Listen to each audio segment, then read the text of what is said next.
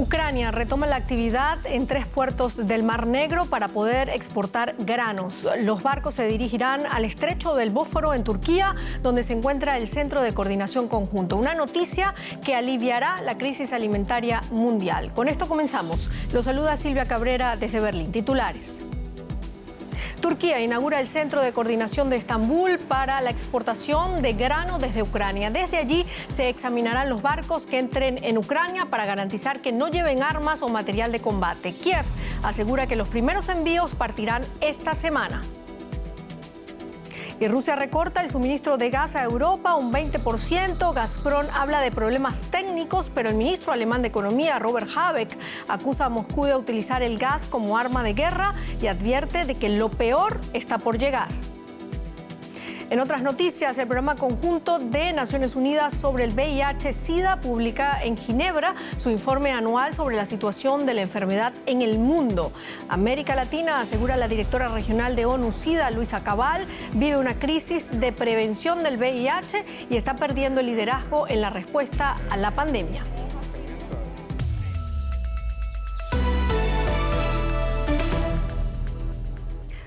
Turquía presentó la nueva sede de un centro de coordinación que supervisará las exportaciones de grano ucraniano. Esto sucede después de que Rusia y Ucrania firmaran un histórico acuerdo para desbloquear las exportaciones de cereales desde los puertos ucranianos. Los envíos de Rusia y Ucrania representaban 1/3 del suministro global de trigo antes de que empezara la guerra. Con la invasión, Moscú limitó drásticamente la capacidad de Kiev de enviar sus reservas de grano, haciendo temer una creciente crisis alimentaria global. El Centro de Coordinación en Estambul afronta el desafío de sacar millones de toneladas de grano almacenadas en puertos ucranianos. Es una tarea a la que Rusia, Ucrania, Turquía y la ONU han destinado 5 delegados respectivamente. El equipo que trabaja en este centro sabe que el mundo lo está mirando. Confiamos en que mediante un esfuerzo constructivo y en común, el centro sea un aporte fundamental a las necesidades humanitarias y a la paz. Su misión consiste en registrar e inspeccionar los mercantes ucranianos que transporten cereal y garantizar su travesía segura por el Mar Negro hasta Turquía. El plan, acordado la pasada semana entre Rusia y Ucrania bajo los auspicios de Ankara, también permite a Moscú exportar fertilizante. La incógnita ahora es cuándo zarpará el primer carguero desde Ucrania. Solo puedo decir que todas las partes están decididas a garantizar el éxito de la iniciativa. Gracias, eso es todo. Frederick Kenny no quiso comentar rumores sobre el paso de un primer mercante ucraniano por el estrecho del Bósforo. Ucrania acusa a Rusia de bloquear sus puertos desde el comienzo de la invasión y también de robar cereal de los territorios ocupados en el sur.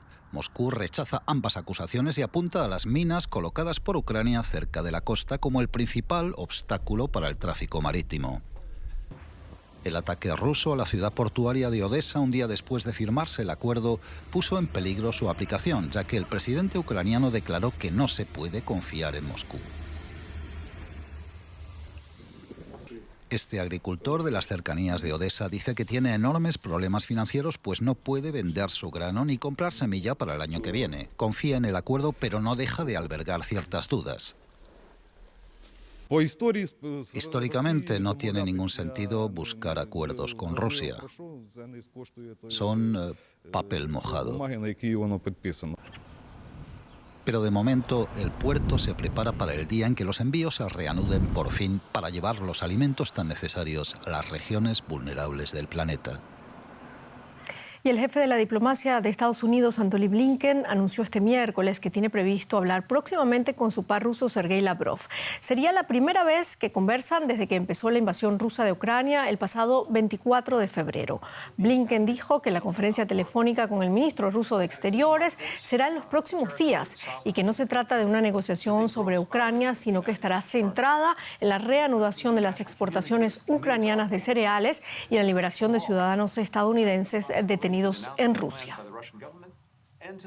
Los países europeos se preparan para un corte en el suministro de gas a partir de hoy. La empresa energética rusa Gazprom redujo el suministro a través de su gasoducto Nord Stream 1 a solo el 20% de su capacidad normal. Para los alemanes, la reducción del suministro significa un aumento de los precios del gas que está afectando a las empresas y a los ciudadanos. Muchos ya están preocupados por el coste de la calefacción de sus hogares en invierno. El ministro alemán de Economía y Acción Climática, Robert Habeck, lidera las conversaciones del gabinete para hacer más eficiente la calefacción de los hogares. Hablemos del tema, vamos de inmediato a nuestro estudio parlamentario. Allí está nuestra analista política Paola Álvarez. Paola, el flujo de gas reducido a mínimos históricos. Moscú habla de problemas técnicos y Berlín de un juego perverso. ¿Cuánto más puede alargarse y empeorar esta situación? Sí, Silvia, pues depende un poco también de a quién creamos, pero lo que ya parece que es innegable es que durará por lo menos hasta que Berlín consiga independizarse del gas ruso. Es algo en lo que está trabajando y en ese sentido hay que decir que está avanzando a un ritmo superior a lo esperado. Algunos expertos aseguran que podría llegarse a esa independencia ya a comienzos de 2023. Hasta entonces, eso sí, el tira y afloja no parece ir a suavizarse. Por un lado, es cierto que esta turbina, la turbina de la que más se ha hablado este mes de julio en el mundo, sigue sin llegar a Moscú, pero según Siemens se debe ya únicamente a una falta de documentación de aduanas por parte de Gazprom. Del otro lado venimos escuchando a Putin, que no ha tenido problema en advertir que las sanciones internacionales pueden acabar provocando más problemas con otras turbinas, más problemas técnicos que den pie a este tipo de situaciones. En definitiva, a más recortes, pero a la vez en el Kremlin aseguran que no tienen interés en cerrar del todo el grifo del gas. Si de verdad se mantiene abierto, aunque sea al 20%, se podrían llegar a rellenar las reservas de gas alemanas hasta un 90% antes del invierno. Lo han dicho hoy los gestores de esos depósitos de reservas. No es el 95% al que aspiraba el gobierno, pero puede hacer que Alemania sobreviva al invierno con menos dificultades y, por tanto, quite esa presión que está ejerciendo ahora Rusia a través del gas. En cualquiera de los escenarios, lo que va a ser inevitable es el aumento de precios. Paola, se están buscando, sin embargo, alternativas. Hoy el ministro de Finanzas, el liberal Christian Lindner, se ha mostrado abierto a prolongar la vida de las centrales nucleares. ¿Hasta qué punto es esta una opción? Hasta hace poco era ninguna opción, era una opción completamente nula. No hay que olvidar que en este gobierno conviven socialdemócratas, liberales y verdes, y para estos últimos la lucha contra la producción de energía nuclear forma casi parte del ADN del partido. Aún así es verdad que en los últimos días hemos escuchado a algunos miembros de los verdes reconocer que quizás sea necesario reabrir el debate. Para hacerlo van a esperar primero los resultados de un informe que ha encargado el gobierno alemán sobre el impacto que puede tener un cierre definitivo del gas ruso en la economía y la sociedad alemana. Dicen que solo después de ver ese informe se decidirá si se pone o no sobre la mesa el tema de las centrales nucleares. Por el momento sigue pareciendo, hay que decir, una opción muy lejana, aunque en este contexto ya no se puede dar nada por sentado, Silvia. Muchísimas gracias, Paola Álvarez, por este análisis. Bueno, lo dicho, la medida genera incertidumbre en Alemania y aumenta la presión para buscar alternativas energéticas en este país. Algunos se preguntan por qué no mantener las 3 centrales nucleares restantes conectadas a la red y piden un abandono temporal de la energía nuclear. Como dijo nuestra compañera, el Partido Ecologista Alemán, los Verdes, que forman parte del gobierno, no lo descartan categóricamente. Alemania se enfrenta a un dilema crucial. ¿Dará la crisis otra oportunidad a la energía nuclear? El gobierno de coalición no se pone de acuerdo. El ministro de Economía ve una chance. Tenemos que contemplar cuánto tiempo necesitamos la energía nuclear. No es cuestión de muchos años, pero puede que tengamos que aceptar que aún la utilizaremos en 2024, por ejemplo. Hoy solo quedan en funcionamiento 3 reactores nucleares en Alemania: Emsland, Neckarwestheim 2 e Isar 2. En conjunto suministran unos 35 teravatios hora al año, alrededor del 6% de la electricidad que produce Alemania. Está previsto cerrarlos a finales de 2022, pero prolongar su vida útil podría ayudar a garantizar la seguridad energética si dejan de importarse petróleo y gas rusos. Por su parte, el ministro de Energía, Robert Habeck, se muestra claramente reticente al respecto. Su partido, los Verdes, se considera representante del movimiento antinuclear. Habeck quiere ver el resultado de una prueba de estrés de la red energética. Por ahora, mantiene la opción de no cerrar los últimos reactores. Sin embargo, la ministra de Exteriores, Annalena Baerbock, no cree que la vuelta a la energía nuclear ayude a calentar los hogares alemanes. En lo que respecta a la calefacción en Alemania, es clave el gas y no la electricidad, que constituye una parte mínima. Por eso, la energía nuclear no es la respuesta para asegurar el suministro de gas en Alemania. Baerbock añadió que técnicamente tampoco se puede dar marcha atrás. Y la oposición está segura de que no hay más alternativa que recurrir a las centrales nucleares y que el gobierno federal debería empezar a encargar combustible. Les auguro que a finales de año veremos cómo se prolonga la vida útil de las nucleares. Nosotros lo propusimos y el gobierno lo rechaza. Una predicción que parece cada vez más probable. Según las encuestas, la mayoría de la población de Alemania apoya posponer el abandono de la energía nuclear, al menos un tiempo más. Y seguimos en Alemania porque el gobierno alemán anunció que ofrecerá más indemnizaciones a los familiares de las víctimas de la masacre registrada en los Juegos Olímpicos de Múnich en 1972. Un ataque en el que terroristas palestinos mataron a 11 atletas y entrenadores israelíes y un policía alemán. Familiares de víctimas y sobrevivientes afirman que nunca recibieron una disculpa del Estado alemán ni se les permitió acceder a los archivos del caso. El Ministerio del Interior de Alemania mantiene al parecer conversaciones con las familias de las víctimas, cuya portavoz rechazó participar en un acto conmemorativo de los 50 años después del crimen. Belén Palancar con nosotros y la economía. Belén. Gracias, Silvia. Pues sí, vamos con este informe del Fondo Monetario Internacional. Las economías de Latinoamérica y el Caribe registraron un crecimiento del 2,8% en la primera mitad de 2022, pese a que enfrentan importantes desafíos en lo que resta del año, según el organismo. El alza de los precios de las materias primas, entre otros motivos por la guerra de Ucrania, ayudó a los exportadores de la región, pero supuso un lastre para los que dependen de las importaciones. Chile y Colombia son quizás los países con un repunte más dinámico, mientras México no ha logrado recuperar los niveles económicos anteriores a la pandemia. No obstante, se espera una desaceleración en el segundo semestre del año debido a la inflación y las políticas financieras cada vez más restrictivas. Y tenemos la oportunidad de hablar sobre este informe con Ilan Goldfein, director del Departamento para el Hemisferio Occidental del Fondo Monetario Internacional. Muchas gracias, señor Goldfein, por estar con Deutsche Welle.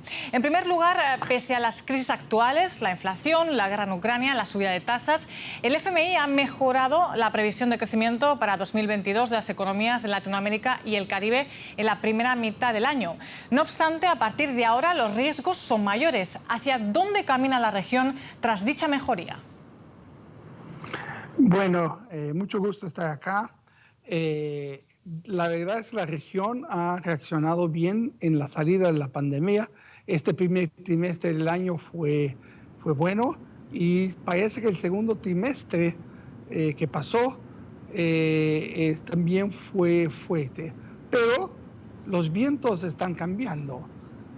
Como dijiste, vemos que las condiciones financieras, o sea, las tasas de interés van a subir y la economía mundial debe desacelerar. Y eso va a impactar la región, además, porque las commodities, las materias primas, no deben ayudar como ayudaron en el primer trimestre y el segundo trimestre del año. Así que estamos pensando que el año que viene vamos a tener un crecimiento menor que este año.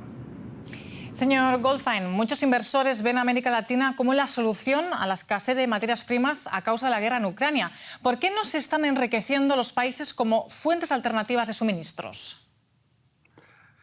Creo que de verdad la región puede ver la geopolítica hoy y las condiciones económicas globales como una oportunidad de verdad, de ser una solución para los problemas globales.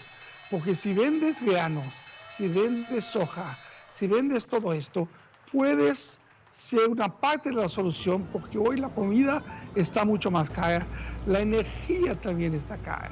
Entonces, creo que la región tiene que posicionarse como una solución del problema. Para eso es necesario invertir en infraestructura, tener fertilizantes y tenerlo todo lo que se necesita para que en los próximos años América Latina pueda emergir en el escenario mundial como una solución para los problemas globales. Vamos con esta nota del día. Este miércoles la FED aumentó de nuevo las tasas de interés. ¿Cómo afectará a América Latina esta política monetaria estadounidense cada vez más restrictiva? Eso lo sabemos porque ya vimos otros ciclos en la economía donde el FED subió la tasa. Eso significa en general para la región que los flujos de capitales se invierten en la dirección. Empiezan a ir menos a la región y empiezan a salir también. Eso genera condiciones financieras más duras. Además, el dólar se queda más fuerte y las monedas de la región se deprecian, lo que significa que además de haber una desaceleración global, es posible que el aprieto de las condiciones monetarias adentro de los países de la región lleve a esta desaceleración que estamos hoy proyectando a partir del segundo semestre y el año que viene.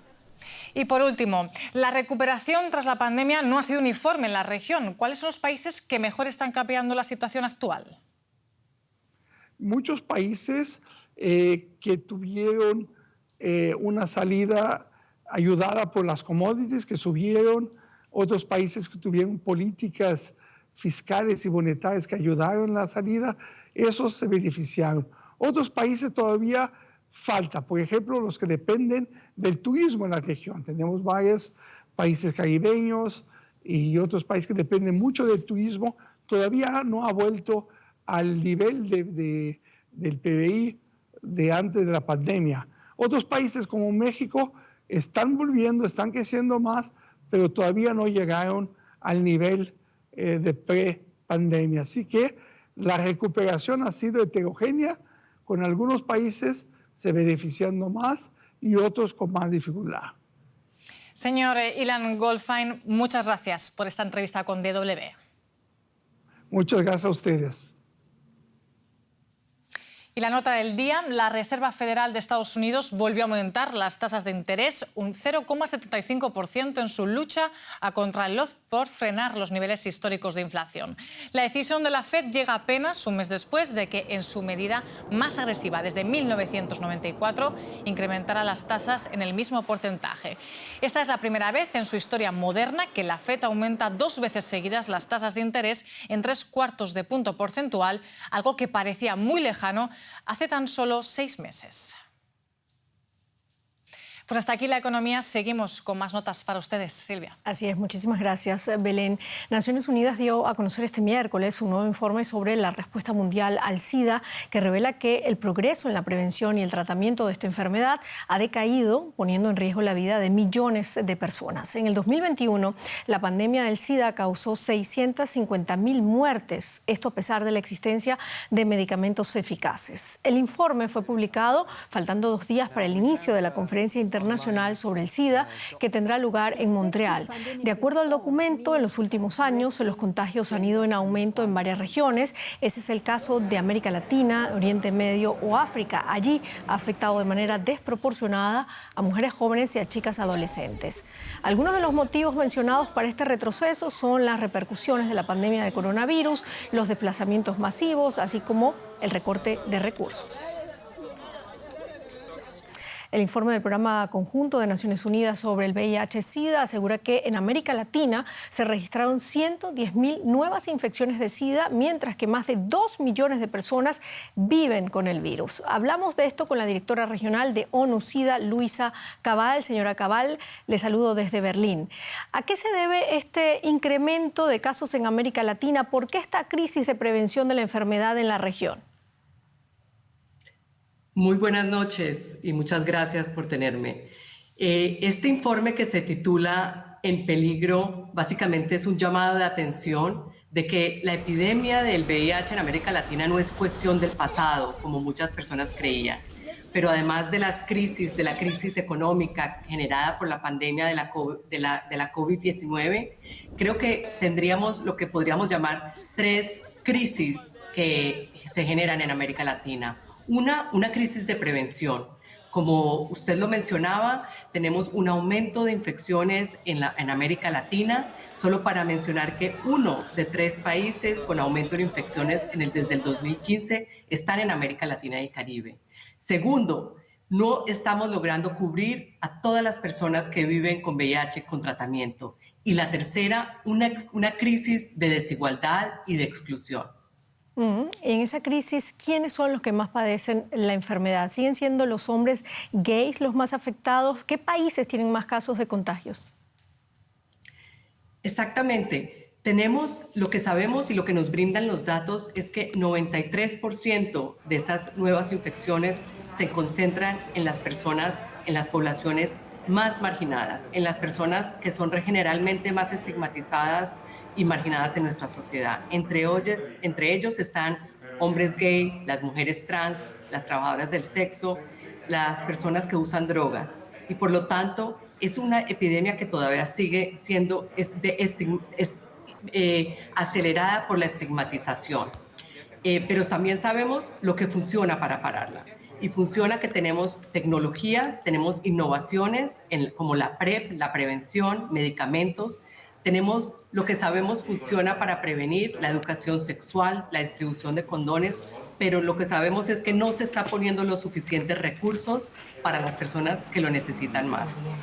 Bueno, usted habló varias veces del estigma y la discriminación en América Latina y yo le pregunto cómo afecta esto el acceso a las pruebas y a los tratamientos en la región. Lo que hemos aprendido de la epidemia del VIH es que el estigma es excluyente y el estigma lleva a que una pandemia se haga silenciosa. Es decir, una persona gay que es estigmatizada no va a querer hacerse la prueba del VIH y por lo tanto llega a hacerse la prueba cuando la enfermedad ya está siendo bastante avanzada. Una persona que sufre de autoestigma, que está en tratamiento, a veces abandona ese tratamiento por depresión. Entonces, la estigmatización hace que haya exclusión en los lugares del trabajo, exclusión en las familias, en las comunidades y en el sector salud. Por lo tanto, es esa pandemia silenciosa que desafortunadamente aumenta y acelera desafortunadamente el impacto del VIH. Claro, y en la que hay que seguir trabajando. Muchísimas gracias, señora Luisa Cabal, directora regional de ONU-SIDA, por esta entrevista. Muchas gracias. Y nos vamos ahora directamente a Colombia. La Jurisdicción Especial para la Paz imputó a 10 nuevos cargos del ejército, entre ellos 4 coroneles retirados, por falsos positivos, las ejecuciones extrajudiciales de inocentes para presentarlos como bajas en combate. Entre los imputados por el asesinato de 46 víctimas, según el auto emitido este martes por esta instancia especial, están 3 coroneles retirados, todos ellos excomandantes de varios batallones, además de 3 sargentos, 2 mayores y un soldado profesional retirado. Se trata de ejecuciones extrajudiciales relacionadas con los crímenes de los cementerios de Dabeiba e Ituango, 2 de los campos santos más señalados por albergar falsos positivos sin identificar. Y en Panamá se han conseguido los primeros acuerdos para poner fin a una crisis que se alarga ya casi 3 semanas. El gobierno de Panamá anunció que regulará el precio de 72 tipos de alimentos para detener la rápida escalada de precios. Con este anuncio, el gobierno prevé que la disminución en el costo de la canasta básica de alimentos sea del 30%, un ahorro de más de $80. Pero los manifestantes no quieren que se queden aquí las medidas y exigen que se haga más, incluido restricciones en el gasto público, mayor transparencia y más inversiones en salud y educación. Los bomberos del estado de California en Estados Unidos afirman estar avanzando en el control del enorme incendio forestal cerca del Parque Nacional Yosemite. El incendio ha obligado a miles de personas a desalojar sus casas y ha destruido al menos 41 viviendas. Las recientes condiciones meteorológicas favorables están ayudando a los equipos a controlar el incendio. California, debemos recordar, al igual que la mayor parte de Estados Unidos, ha experimentado semanas de temperaturas muy altas. Imágenes de la destrucción en el condado de Mariposa. El enorme incendio causó grandes daños en muchas zonas. pero el martes penetró aire húmedo en la región, una gran ayuda para los 3.000 bomberos que luchan contra el incendio de Oak. Tuvimos un gran día, trabajamos mucho. Esta mañana informamos de una contención del 10% del fuego. Esta noche estamos reportando el 16% de contención. Así que si bien es cierto que no es una gran cifra, hay que verlo como un salto porcentual bastante grande. Las llamas se desataron el viernes y se descontrolaron con rapidez. El feroz incendio se propagó por la sequía que sufre la región, la peor en décadas. Miles de personas tuvieron que abandonar sus viviendas. Decenas de casas quedaron convertidas en cenizas. Así se ve desde el espacio el rastro de las llamas, no muy lejos del suroeste del Parque Nacional de Yosemite. Las autoridades mostraron su preocupación por el avance del fuego hacia la reserva. Ahora creen que no llegará allí. Ahora mismo no parece que el fuego sea una amenaza inminente para Yosemite. En los últimos años, California sufrió incendios forestales cada vez más grandes y devastadores. Los científicos creen que, debido al cambio climático, la situación será más impredecible en el futuro. Y gran parte de Europa también está luchando contra la sequía y el calor extremo que han provocado incendios forestales en todo el continente, desde España hasta Noruega. También en Alemania, donde hasta los helicópteros militares tienen que ayudar a combatir las llamas. Un foco está causando estragos en un parque natural en la frontera con la República Checa y cientos de bomberos de ambos países siguen luchando para contenerlo. Y miles de aficionados recibieron este miércoles en Copenhague al ganador del Tour de Francia, Jonas Vingegaard, que regresó este miércoles a Dinamarca con el mayor triunfo de su carrera. El joven ciclista fue recibido como un héroe en Copenhague, la capital de su Dinamarca natal. Tras aterrizar al mediodía en un avión privado, la comitiva del ciclista recorrió las calles de la capital. El ciclista de 25 años de edad fue escoltado por una multitud hasta el edificio del ayuntamiento. Allí lo ven ustedes. Los festejos continuarán mañana en Nord-Jutland, la ciudad en donde creció el campeón del Tour de Francia. Y con estas imágenes terminamos nuestro informativo. Muchísimas gracias por habernos acompañado. La invitación es, como siempre, para que sigan conectados a Deutsche Welle. Hasta luego.